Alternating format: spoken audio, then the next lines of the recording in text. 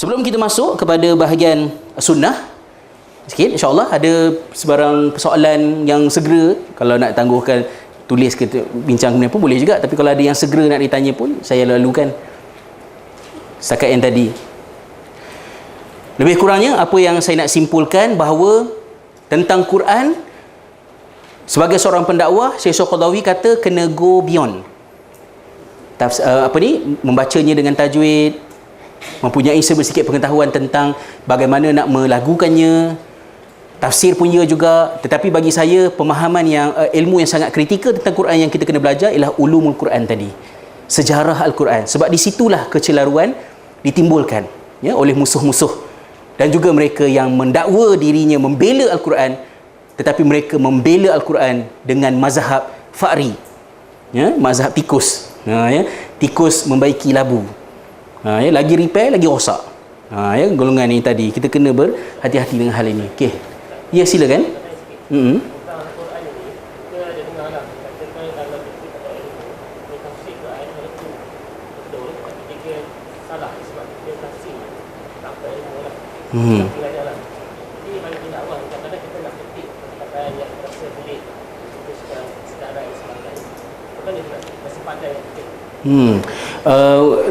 Ada beberapa peringatan ya, daripada Nabi SAW, walaupun banyak hadis yang bersangkutan dengan hal tersebut. Ada isu mengenai kedudukan hadis tersebut, bahawa barang siapa yang memperkatakan tentang Al-Quran daripada pendapatnya sendiri dan dia menganggap pendapatnya itu benar, maka dia salah.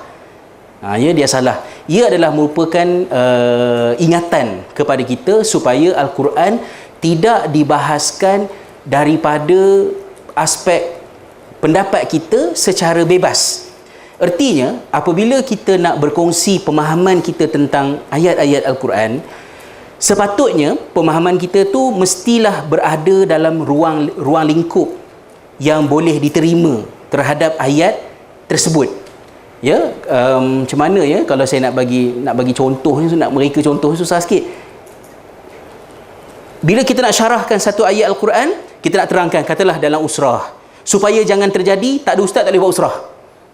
Ya, kena ada ustaz baru boleh buat usrah, baru boleh buat circle untuk faham. Tidak, kita boleh duduk, kita boleh bincang. Tetapi pendapat-pendapat yang kita berikan berkenaan dengan maksud ayat tersebut mestilah berada dalam ruang lingkup yang kena dengan sekurang-kurangnya satu sudut pemahaman berkenaan dengan ayat tersebut. Artinya, setiap orang yang nak berpendapat tentang ayat ni, sekurang-kurangnya dia ada pernah membaca, dia pernah serba sedikit memahami daripada ceramah, bukan sesuatu yang datang out of blue, satu pendapat yang establish bahawa inilah yang dikehendaki oleh ayat berkenaan. Satu ayat kita tak clear makna, kita kata ayat ini, inilah makna dia. Kita sebut begitu. So, kalau kita sebut macam inilah makna dia, dan kita menyangkakan makna itu betul, dan betul pun sebenarnya, ia tetap salah. Sebab ia bukan berasaskan kepada usaha kita sedikit ilmu pengetahuan, tapi kita impose idea kita yang secara fresh datang bahawa inilah maksud ayat tersebut. Itu yang perlu dielakkan apabila kita berbicara tentang ayat-ayat Al-Quran. So, bila Nabi SAW sebut begitu, kalaulah kita menerima ya, hadis-hadis tersebut sebagai hadis yang terpakai sebagai guideline untuk berbicara tentang Al-Quran, artinya ayat tersebut bersifat metodologi, iaitu ayat yang mencegah orang daripada memperkatakan tentang Al-Quran semata-mata daripada kehendak dirinya. Dan itu yang menjadi isu berat kepada golongan anti hadis sekarang, Quranist. Apabila keyword mereka yang utama mereka letakkan ialah mereka menolak otoriti hadis, asasnya ialah kerana mereka nak menolak otoriti penafsiran terhadap Islam oleh golongan-golongan tertentu. Tertentu tu taklah misteri sangat. Tertentu tu maksudnya alim ulama lah, khususnya kepada tafsir tadi. So, apa yang mereka nak perjuangkan ialah setiap individu mempunyai hak untuk menafsir ayat Al-Quran. Kita kena rephrase balik statement itu. Setiap individu mempunyai hak untuk memahami Al-Quran. Tetapi untuk menafsirnya, untuk establish satu pemahaman yang fresh daripada dirinya terhadap ayat itu, maka itu yang salah. Dan sebenarnya kalau kita ikutkan, benda tu terpakai dalam semua disiplin. Kan, semua disiplin. Maksud dia, katalah saya membaca satu teks sejarah. Ya, katalah ucapan Jean-Jacques Rousseau, social contract. Ya, contohnya, saya nak establish pemahaman saya tentang apakah yang dimaksudkan oleh Jean-Jacques Rousseau di dalam social contract tersebut. Saya mesti meraihkan aspek bahasa Perancis, iaitu bahasa yang merekodkan statement tersebut. Saya tidak boleh mensyarahkan based on andaian saya sendiri dengan membelakangkan falsafah Jean-Jacques Rousseau ketika menulis social contract tersebut. So perkara basicnya lah, apa-apa sahaja benda yang kita nak syarahkan, kita mesti ada basis. Mesti ada basic. Apatah lagilah Al-Quran.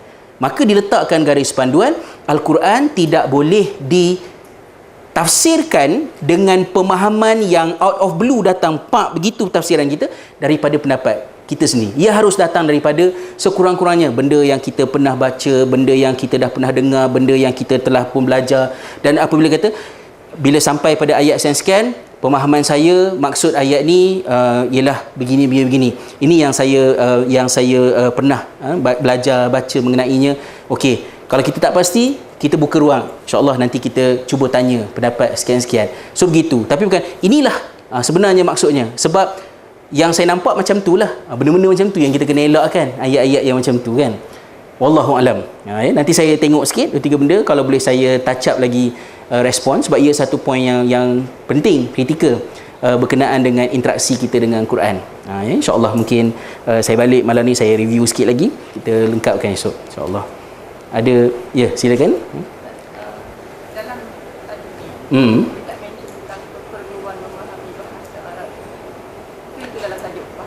Yes.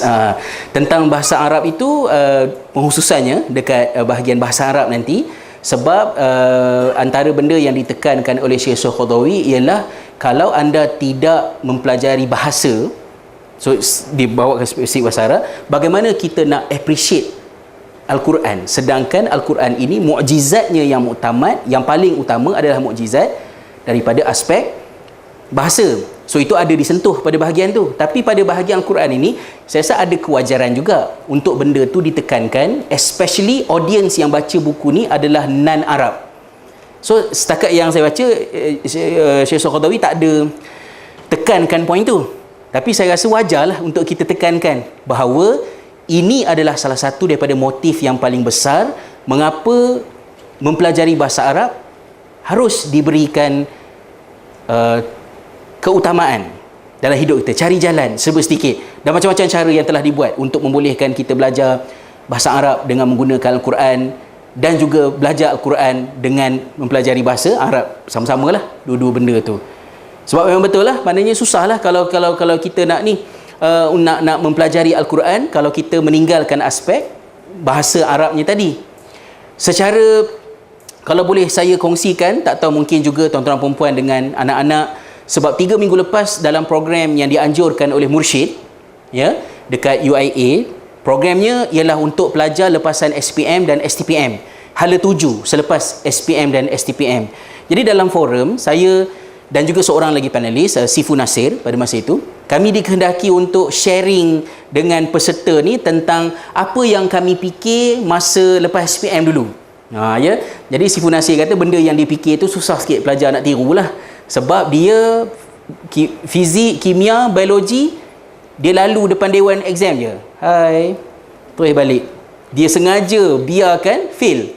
Sebab dia kata fizik, kimia, biologi ni, SPM ni ialah untuk orang-orang bodoh.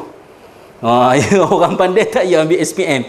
Ya, so dia punya cerita lah. So yang tu pelajar payah sikit lah nak digest macam mana aku nak mengambil iktibar daripada kejadian ni kan ya.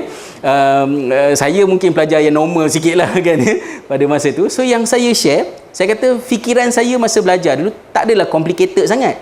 Tapi basic saya tak ingat, saya tak tahu siapa di kalangan ustaz-ustaz masa belajar dulu yang install benda tu dalam kepala, tapi dia sangat lekat dalam kepala, iaitu saya tidak dapat membayangkan pada masa hadapan nanti saya menjadi seorang Muslim yang tak faham Islam dan tak erti bahasa Arab.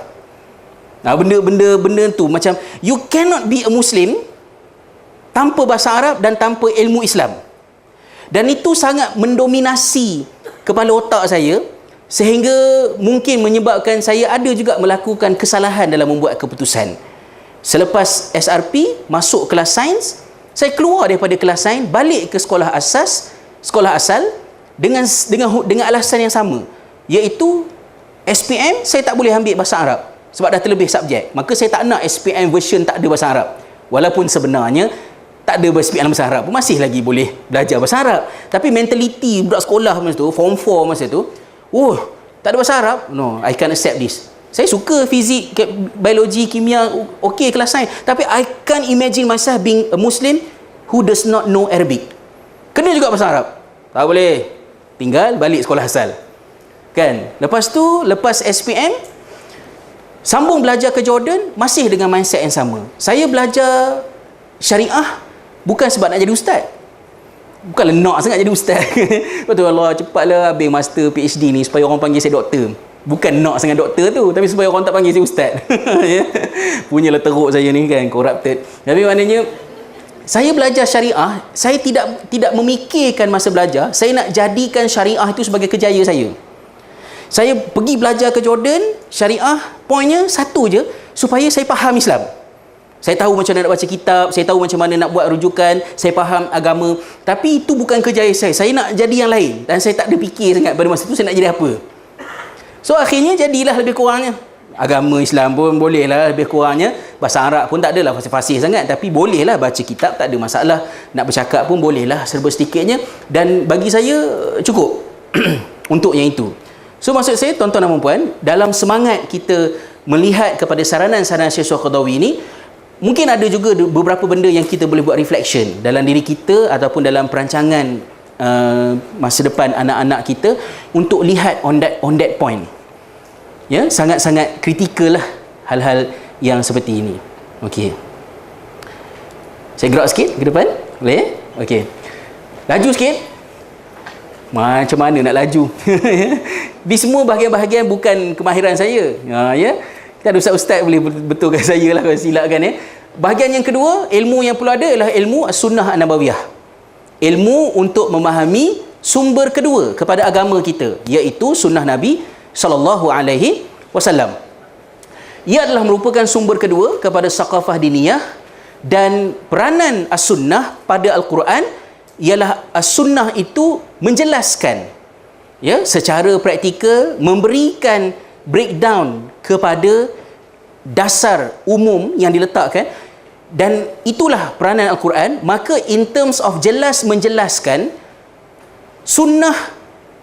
Al-Quran memerlukan kepada sunnah lebih daripada sunnah perlu kepada Al-Quran dari aspek sifatnya jelas menjelaskan, sebab sunnah berfungsi pada menjelaskan apakah kehendak Al-Quran, dan itu bukan bermaksud Al-Quran tidak lengkap, tetapi perincian, practicality kepada bagaimanakah kehendak Al-Quran itu dibuat, ia datang daripada sunnah. Sebab itu soalan tipikal yang orang selalu suruh tanya kepada golongan anti hadis ialah, kalau awak menolak hadis, awak semayang macam mana? Macam mana? Kerana Al-Quran tidak memperincikan semayang itu rakaatnya berapa, kaedahnya bagaimana, actually berapa sebenarnya sehari sepatutnya kita solat. Ya, timbul masalah. Tapi saya tak berani nak tanya soalan tu awal-awal sangat kepada golongan Quranis ini, sebab nanti kalau jawab saya tak semayang, you tak semayang punya macam mana buat? Bolehlah kata okey tak semayang, maknanya you terkeluar terus lah. Tapi asasnya itulah. Dalam Islam, kaedah kita dalam beragama simple saja. Apa sahaja kita buat ada sandaran. Walaupun sandaran tu kita tak tahu, kita ikut lebih kurangnya, tapi kalau kita analisa, kita akan jumpa sandaran dia. Maka bagi seorang Quranis yang hanya memegang Al-Quran tetapi menolak sunnah sebagai penjelas kepada beberapa perintah Al-Quran, haji buat macam mana?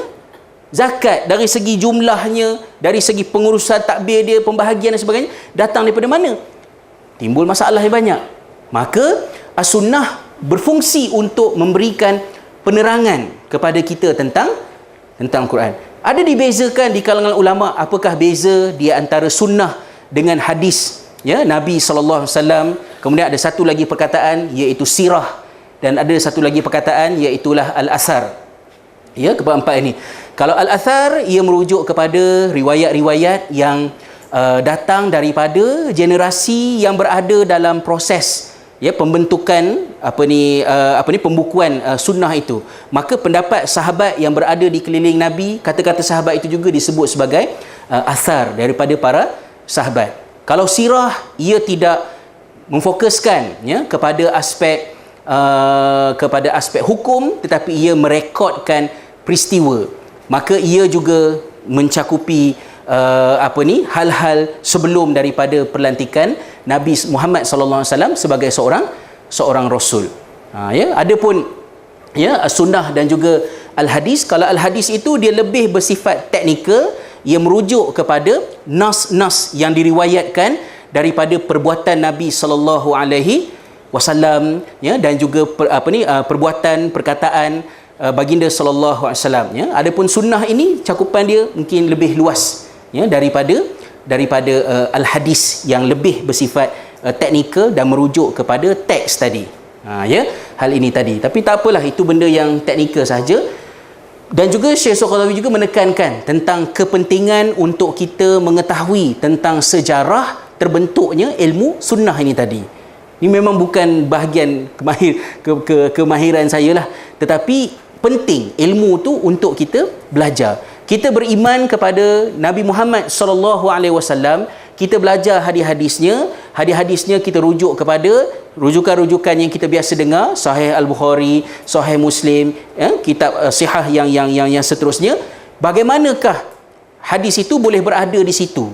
Sebelum hadis-hadis ini berada di dalam kitab-kitab sahih yang kita sebutkan tadi, transisinya daripada zaman Nabi SAW nak menyampai kepada zaman benda itu dibukukan, apa yang berlaku kepada hadis-hadis ini tadi, kan, pembukuannya sama macam Quran tadi juga.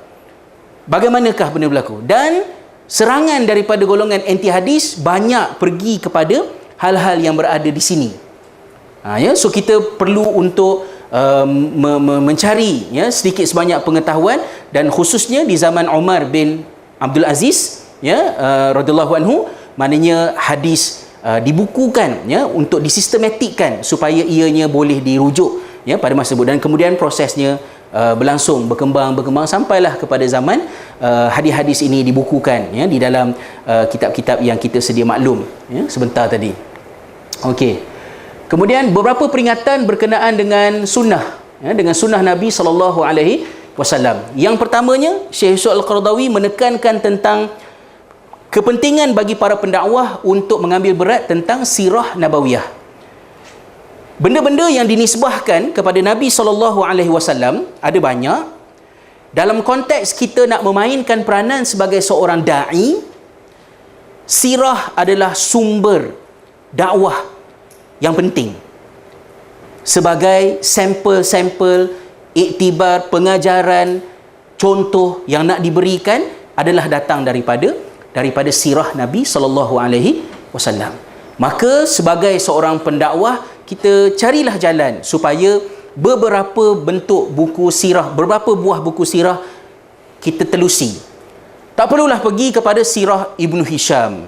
Sirah Ibnu Hisham, ya, kemudian tok gurunya Ibnu Ishaq, itu kita tinggalkan untuk dikaji, dianalisa oleh orang-orang yang mengkajinya dalam bidangnya. Sebab itu adalah bahagian awal yang asas. Tak ada syarahan, tak ada penghuraian, yang ada adalah penerangan tentang apa yang berlaku pada satu-satu masa. Tapi cukuplah kita pergi kepada kitab-kitab semasa hari ini yang membantu kita memahami sirah. Sebagai contohnya, kita boleh lihat, katalah kita, kalau kita ambil daripada bahasa Arabnya, kitab Nurul Yaqin, ada juga telah diterjemahkan, ya. Kemudian Fiqh Sirah Nabawiyah, ya, oleh almarhum, ya, Syekh Sa'id Ramadan Al-Buti. Ya. Kemudian adalah Ar-Rahiqul Makhtum, antara yang sangat popular, dan saya secara peribadi juga sangat menggalakkan Ar-Rahiqul Maktum, ya, Syekh Abdul Rahman Mubarak Furi, yang diterjemahkan ke bahasa Inggeris sebagai The Seal of Nectar. Ya, kalau tak nak beli, ya, PDF pun melambat-lambat ada dekat internet. Ya, itu adalah kitab-kitab rujukan sirah. Dan sirah oleh kerana bersangkut dengan Nabi SAW, kita mestilah membacanya daripada sumber-sumber yang baik, yang kita boleh faham dan reliable. Adapun karya-karya novel sejarah Islam, dah sentuh dah tahun lepas, sudah sangat kontroversi. Saya bersyukur kepada Allah SWT walaupun teruk kena semelih tahun lepas, sebab biasalah isu yang sama hari inilah, sebagaimana Puan Wardina telah dimarahi, ya, kerana menegur Ustaz Don. Benda yang sama jugalah yang dimarahkan kepada saya tahun lepas, bahawa hal-hal macam ini mestilah ditegur secara tertutup. Tak tahu nak tegur. Kadang-kadang saya rasa macam nasihat tu hipokrit, dia tak ada orang buat pun. Siapa dalam masyarakat kita ni yang ada apa jumpa secara berdepan? Adalah satu dalam 100 dalam 1000 kot.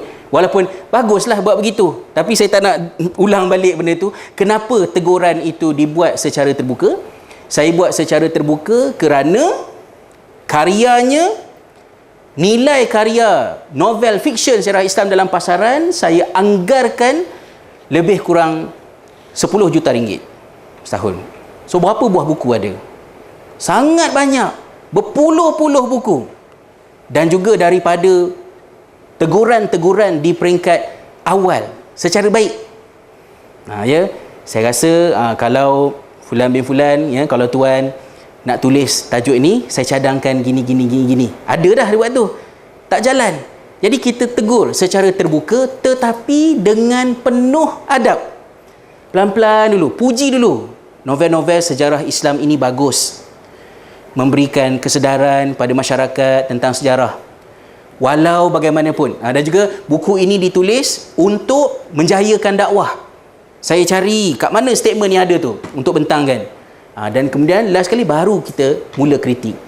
Unfortunately, malangnya, dalam karya-karya ini ia membabitkan fakta-fakta sejarah, termasuk dan dalam banyak-banyak kitab saya diarahkan oleh pensyarah saya untuk mengkaji kitab perang-perang yang benar, ya, oleh ayahanda Abdul Latif Talib. Tapi saya request untuk tidak sentuh buku itu sebab buku tu agak besar dan saya tak sempat nak cover. Saya minta buku yang kecil sikit tetapi lebih penting sebenarnya, iaitu novel hijrah. Ya, novel hijrah. Jadi kita sentuh sedikit di situ dan saya memberikan pandangan 1, 2, 3, 4 ini, benda ini tidak bersumber, tidak benar. Ya, dari mana datangnya perkara ini? Walaupun saya rasa saya dah saya memang dah confident dah benda tu tidak ada sumber. Tetapi biarlah benda itu disebut dulu supaya wacana ilmunya terjadi.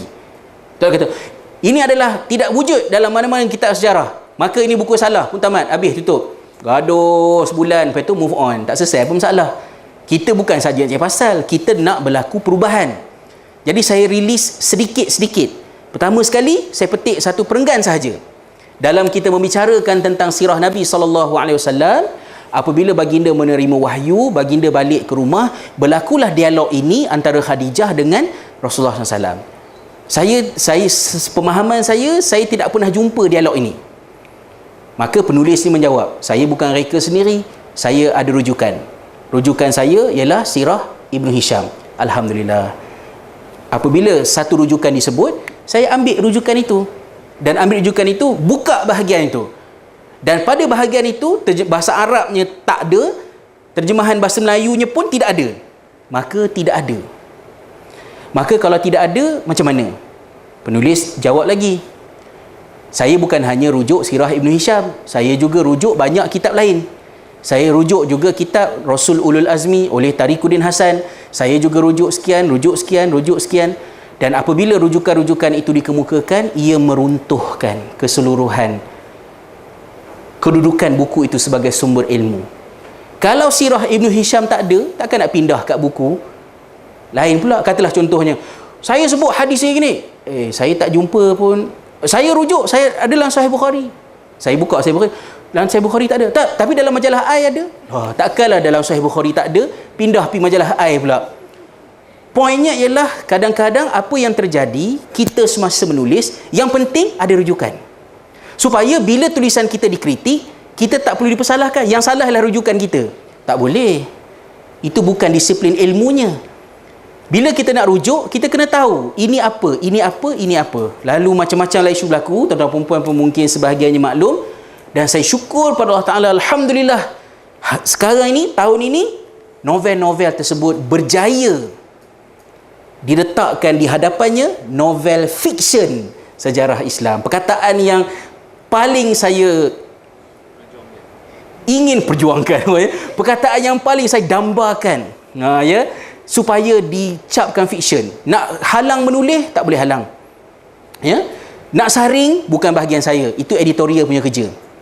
Tapi bila penerbit berani letak, sanggup akhirnya mengambil risiko letak novel fiksyen sejarah Islam, alhamdulillah, dengan sendirinya ia bukan lagi rujukan. Walaupun ada lagi, masih lagi yang akan merujuknya, tak ada nak buat apalah. Sebab anak saya tanya, anak saya yang sekolah rendah ni, kan, dia kata lebih kurang saya tak ingat perbualan dalam 2-3 minggu lepas, ya. Dia kata fiksyen ni apa? Dia tanya saya lah. Saya kata fiksyen ni benda yang dikhayalkan oleh penulis, bukan cerita benar, dikhayalkan oleh penulis. Maknanya bukan benda yang benar. Oh, senanglah nak terang, dia cakap macam tu kan. Saya tanya kenapa? Dia kata sebab ustaz-ustaz kat sekolah baca buku Abdul Latif Talib, dia nak cakap tak reti, kan? Tapi bila saya kata fiksyen, dia boleh bagi tahu, dia kata dia boleh cakap kat ustaz bahawa benda ni fiksyen ustaz. Okeylah, silakan bergaduh dengan cikgu kat sekolah, kan, ya. Saya tak campur, kan, ya. Tapi poin saya, dengan sendirinya pelajar-pelajar di UKM tak boleh dah buat assignment rujuk buku fiksyen. Takkan rujuk buku fiksyen. Ya. Dulu kawan-kawan kita dah perjuangkan masukkan fiksyen, tapi dibantah. Sebab novel sudah pun bermaksud fiksyen, katanya. Betul. Tapi masyarakat tak faham macam tu. Dia perlu kepada perkataan fiksyen. Kalau letak novel fiksyen, redundant. Karya fiksyen sejarah Islam. Maksud dia, kan, ya. Tak, tulis juga. Alhamdulillah, tahun ni novel fiksyen sejarah Islam. Maka nak faham sirah Nabi SAW, carilah kitab lain, bukan siri buku berkenaan. Kerana dia tidak meraihkan rujukan dan asas penulisan yang sangat basic. Walaupun atas nama dakwah. Kan, ya? So ini pertama. Yang kedua, Syekh Qaradawi juga mengingatkan kepada kita supaya mengumpulkan hadis secara topikal. Dalam Quran tadi pun sebenarnya dia menyarankan benda yang sama. Maksud dia, bila kita nak berbincang tentang satu-satu topik merujuk kepada Quran dan juga hadis Nabi SAW, saranan Syekh Qaradawi, janganlah ambil satu ayat kemudian menjadi bahan kita ceramah satu sesi. Sebaliknya, dapatkan hadis-hadis dalam topik yang berkenaan, kumpulkan dan kemudian memahaminya, mensyarahkannya. So dikumpulkan. Antara contoh yang diberikan dalam kitab ini, Saqafah dan Ayah ni, ialah contohnya kalau kita nak berbicara tentang ilmu dengan merujuk kepada ayat-ayat Al-Quran, Syekh Qaradawi berikan contoh. Ayat pertama disebutkan bahawa dengan asas ilmu, orang berilmu dan para malaikat menjadi saksi di hadapan Allah SWT dalam ayat syahidallahu annahu la ilaha illa wal malaikatu wal ilmu qa'iman bil qist. Kemudian ilmu menjadi sumber kenapa manusia takut kepada Allah. Innama yakhshallaha min ibadihi al-ulama.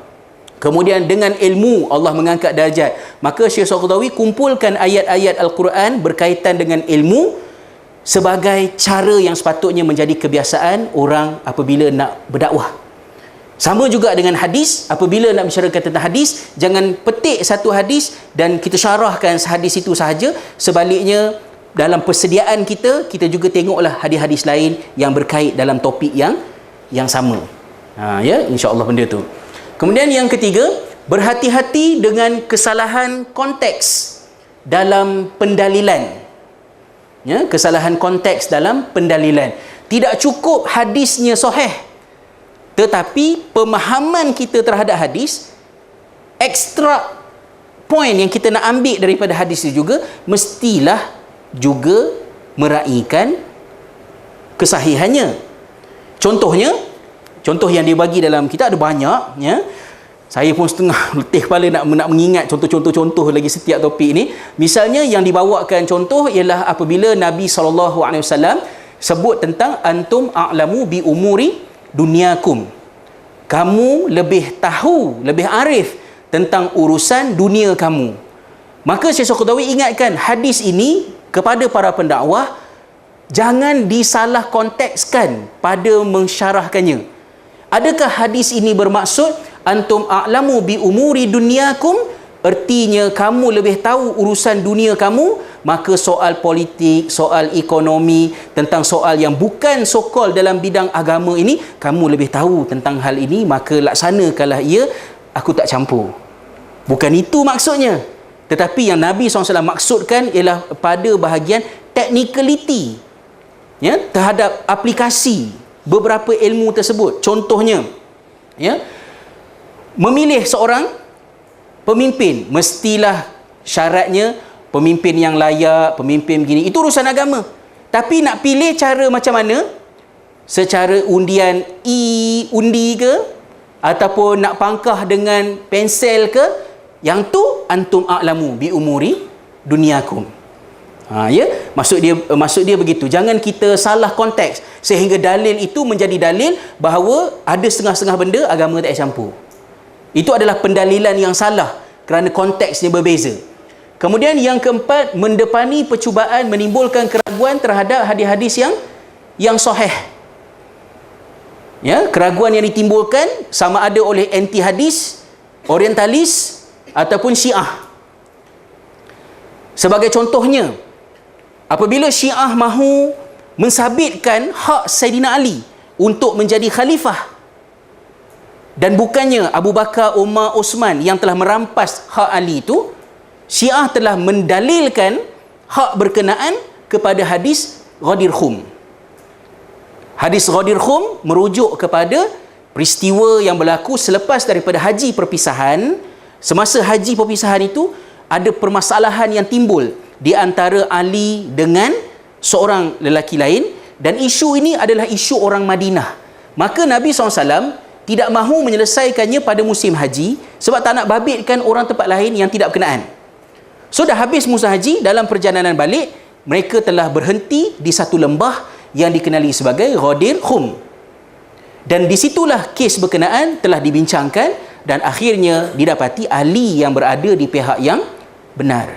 Lalu Nabi SAW mengatakan bahawa siapa yang aku ini adalah pemimpinnya, maka Ali adalah pemimpinnya. Hadis tersebut hadis sahih dan dia telah diraikan oleh orang Syiah. Dia ada perayaan Ghadir Khum, even sampai sekarang pun Syiah merayakannya, kerana dianggap hari itulah hari yang sangat bersejarah. Muhammad telah mengisytiharkan Ali sebagai pemimpin. Maka sebahagian daripada ahli sunnah, kerana nak menentang Syiah, dia telah mendhaifkan hadis tersebut. Lalu Imam At-Tabari telah mengarang satu kitab kecil dan menghimpunkan semua jalan periwayatan pada membuktikan hadis Ghadir Khum adalah hadis sahih. Lalu Imam Tabari telah dituduh sebagai Syiah. Pula dah. Itu complicatednya, pening orang Islam kan ni. Jadi poinnya ialah hadis sahih tetap hadis sahih, tetapi salahnya Syiah ialah bahagian atas tu. Dia telah mengeluarkan hadis itu daripada konteksnya yang asal. Nabi SAW memaksudkan kes yang diadili di Ghadir Khum itu. Bukan maknanya Ali sebagai khalifah yang paling layak mengatasi Abu Bakar, Umar dan Osman. Dan kita pula tak bersetuju dengan Ali sebagai yang sepatutnya jadi khalifah yang pertama. Janganlah kita dhaifkan hadis yang sahih. Yang sahih tetap sahih. Kan? Maknanya itu antara benda yang boleh kita berikan perhatian. Bawah lagi, menghindari wacana hadis yang muskil kepada orang ramai tanpa keperluan yang mendesak. Hadis-hadis yang rumit. Nah ya, ada ya Allah, saya catat tak tahu nak cari kat mana ya.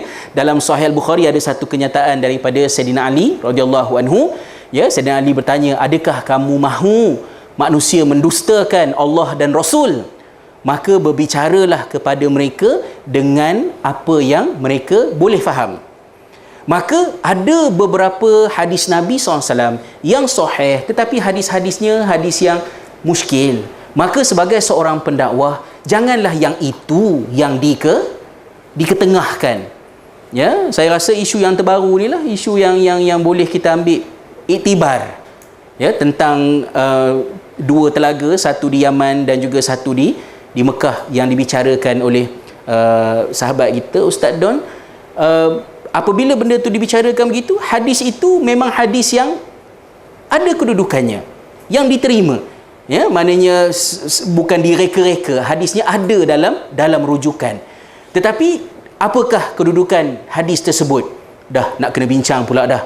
Kenapa Imam Zahabi menggunakan sirah tamrid, katalah contohnya, yang dibahaskan dalam hadis tersebut.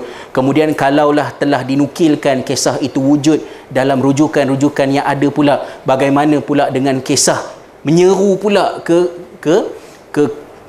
telaga berkenaan, ya, ada disahut suara, ya, maknanya roh orang baik berada di telaga Zamzam, roh ahli neraka berada di telaga yang berada di Yaman tersebut. Dan kemudian timbul macam-macam polemik, konflik. Dan bila perbahasan itu jatuh ke tangan masyarakat, jadi, saya tak tahu nak kata jadi apa, tapi jadi serabut. Jadi serabut dan ia tidak menambah iman. Tak bertambah pun iman. Serabut je. Dan akhirnya tokeh Panadol juga yang untung. Paracetamol 2 biji. Actifast.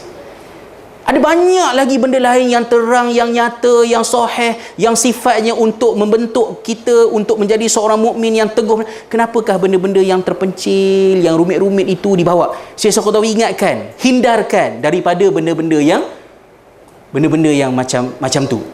Ya. Saya masih ingat lagi kejadian di penjara di Pulau Pinang. Apabila saya meneman Dr. Mazhar pada masa tersebut berceramah di penjara kepada banduan. Jadi Dr. Mazhar berceramah pada masa itu, ceramah dia pendek je, banduan tak boleh lama-lama, kerana serang kita pula kan, ya. Marah dia lama sangat, setengah jam je ceramahnya. Saya bukan penceramah, saya peneman saja. Ya, baru prodigy. Mengekor kat belakang. Saya balik cuti masa tu, saya berziarah dia kata dia ada ceramah dekat penjara Jelutong, penjara kat Pulau Pinang. Ajak saya. Okeylah, saya ikut. So dalam ceramah itu dia menerangkan tentang topik dia, jangan putus asa daripada rahmat Allah. Dan dia telah membacakan hadis Nabi SAW menceritakan bagaimana Allah SWT bertanya pada 1/3 tengah malam, siapa di kalangan hamba, Allah membukakan tangannya. Bertanya, siapa di kalangan hamba-Ku yang mahukan keampunan? Bila bawa hadis tu, soalan yang ditanya oleh banduan, saya suka tengok banduan tanya soalan tu. Ustaz, saya tanya soalan. Tadi Ustaz kata Allah membukakan tangannya. Buka tangan tu maksud dia apa? Saya dalam hati dia kata, sudah. Macam mana nak jawab ni? Salafi ke, Wahabi ke, Khalaf ke, Ahli Sunnah ke, Syiah ke apa? Kan, pada masa itulah dalam hati ni berkata-kata kan. Jadi sebelum saya dan Ustaz Asri menjawab pada masa itu, maksudnya Allah membuka tangan ni, Allah menawarkan rahmatnya, kata Ustaz Asri. So dia telah mentakwilkan hadis tersebut di hadapan para banduan. Kalaulah maksudnya, kalau maknanya Dr. Mazhar kata saya salafi, maka membukakan tangan maknanya Allah membukakan tangannya. Tetapi kaifiatnya bagaimana? Pertanyaan itu adalah bid'ah. Saya takut bertambah lagi jenayah tu kan, ya. Dia ni jadi muskil. Kan? Maksud dia, yang sejahtera bukan semua benda nak takwil. Yang sejahtera bukan langsung boleh takwil, tetapi ada titik-titik kerjasama di antara manhaj salaf dan khalaf bila masuk dalam kondisi-kondisi yang tertentu. Dan saya masa itu rasa gembira bila Ustaz Asri jawab macam tu, menunjukkan hikmah yang dia bawa ketika mana berdepan dengan banduan. Cuma saya ialah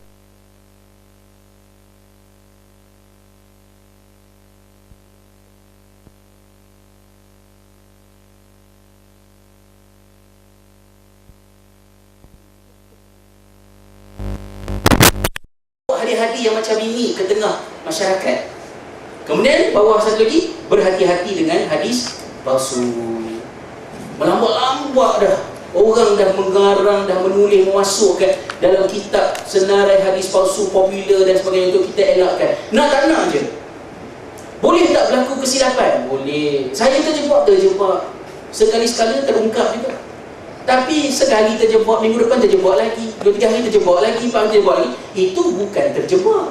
Itu penyebar. Penyebar hadis palsu. Dan kalau penyebar hadis palsu, cara kita menguruskannya tak sama dengan menasihati ustaz-ustaz yang tersilap dalam menyebut hadis palsu. Penyebar hadis palsu perlu diberikan amaran. Perlu ditindak secara keras dan tegas. Itulah sebabnya kenapa lari daripada TV. Walaupun sebenarnya TV tidak suka sangat pun kan, kalau popular sangat pun. Tapi maksudnya sebab bila kita keluar TV, orang tak asuk dengan kita.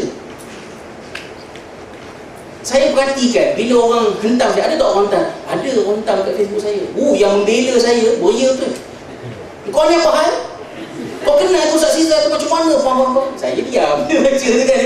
Jadi dah jadi kebiasaan dalam masyarakat kita, bila you jadi selebriti, kelebihan you dicemburui oleh musuh, kelemahan you dipertahankan oleh peminat-peminat you. Rosak agama. Kan, rosak agama. Jadi sebab itulah Syekh Al-Qaradawi ingatkan tahun 76 kertas kerja, terbit buku 78. Jauhkanlah diri daripada terjebak dalam hadis palsu. Syekh Al-Qaradawi kata dalam karya ni, saya minta maaf tuan-tuan, patutnya saya tunjuklah perenggan mana Syekh Al-Qaradawi sebut, perenggan mana tahun depan pula habis kan ya sini. Tapi saya minta izin lah saya sebut-sebut macam itulah berdasarkan pembacaan saya. Syekh Al-Qaradawi menekankan pada poinnya ini, macam mana pendakwah boleh terjebak dengan hadis palsu. Dia kata satunya membelakangkan ilmu hadis. Keduanya sikap tidak bertanggungjawab apabila merujuk dan merasakan bahawa asalkan benda yang nak cakap itu ada rujukan. So itu adalah sikap yang sangat tidak baik di kalangan pendakwah, iaitu kita tidak mengambil tanggungjawab atas statement kita dan kita divert dia. Bukan, itu bukan dapat saya petik daripada yang ni saja. Kita ada tanggungjawab untuk memeriksa benda yang kita nak petik itu betul ataupun tidak. Sebab itu banyak, kalau saya sebagai seorang ustaz, banyak buku terjemahan tentang hadis, peristiwa akhir zaman, tentang yang asasnya ialah pada penyusunan hadis, saya tak pakai. Salah satu sebabnya ialah apabila buku sebut tidak ada teks Arab asalnya, ataupun tidak begitu jelas dari segi rujukan, supaya, dan itu menyebabkan saya tak susah nak cek. Saya susah nak semak balik hadis ini teks asalnya dalam bahasa Arab apa, supaya boleh saya cek. Kalau kita rasa pelik sangat, hadis ni tak biasa dengar ni, kita nak tahulah teks asal bahasa Arab, tapi sebab teks Arab tak ada, macam mana nak cek, nak mengandaikan. Kadang boleh andaikan, kadang-kadang tak boleh nak andaikan, maka tinggalkan. Boleh ke saya ceramah gini, ustaz betul ke dalam kitab tu ada sebut? Kalau saya salah, kitab tu lah yang salah. Mana boleh macam tu? Itulah yang ditekankan Syekh Al-Qaradawi, punca kenapa pendakwah menyebarkan hadis palsu. Kerana sikap, asalkan yang saya cakap ini ada tempat untuk saya sandarkan percakapan saya. Itu bukan metod yang betul. Dalam hal ini. Okey, itulah lebih kurangnya. Sekarang ni pukul 1.10, Masya-Allah. So kita akan masuk pada fiqh. Tak sekarang lah. Sekarang ni rebel, mengamuk semua kan, baling pen kat saya.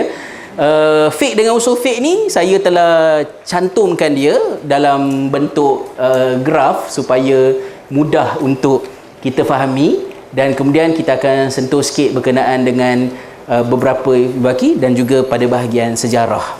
Manakala insya-Allah sains sosial, kemudian bahasa, sains dan juga current affairs esok, dengan izin Allah Subhanahu wa Ta'ala. Dan tuan-tuan dan puan-puan tengok bahawa nota tu pun macam tak balance, sebab bahagian bahasa sebagainya sikit je dia punya slide, kadang 1-2 je slide dia, sebab memang dalam bukunya pun sedikit. Pada bahagian falsafah ada 2 perenggan saja. Kerana saya rasa itu menunjukkan sifat rendah diri Syekh Al-Qaradawi. Pada dia ilmu tu penting, tapi dia bukan tokohnya. So he's not in the position to explain in details. Kita tengoklah nanti kat depan macam mana nasihat Syekh Al-Qaradawi dan hal-hal yang macam ni. So insya-Allah kita berehat seketika dan masuk semula pada pukul Dua suku, 2,5 lah. Ya, 2,5 ya. Saya biasalah, saya lah yang seronok kan ya. Okey, 2,5 insya-Allah kita masuk balik untuk sambungan bahagian yang berikutnya pada aspek fiqh dan juga beberapa bahagian lain lah insya-Allah. Wallahu alam. Assalamualaikum warahmatullahi wabarakatuh.